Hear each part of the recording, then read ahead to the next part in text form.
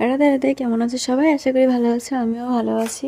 তো সন্ধ্যার সময় বানাচ্ছি হচ্ছে পাস্তা। এই সন্ধ্যা হলেই কিছু না কিছু খেতে ইচ্ছা করে, তো তার জন্য ঝটফট করে আজকে বানিয়ে নিচ্ছি পাস্তা। অনেক দিন পাস্তা খাওয়া হয় না, তাই বাড়িতে পাস্তা আছে দোকানে, তাই ভাবলাম যে চলো আজকে পাস্তাই বানানো যাক।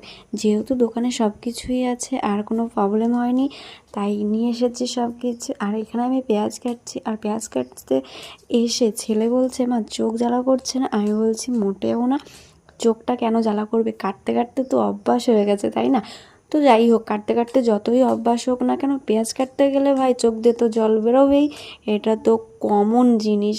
আর তারপরে দেখো আমি পাস্তাটা সিদ্ধ করে নিয়েছি, এখন ঝটপট করে ঢেলে নিলাম, কারণ পাস্তা খাওয়ার জন্য আমার ছেলে অলরেডি বসে আছে। আমি 100বার বলছি যে তুমি পড়াশোনা করো, আর পাস্তা হয়ে গেলে আমি তোমাকে ঠিক ডেকে দিয়ে দেবো, কিন্তু না, কে কার কথা শুনে।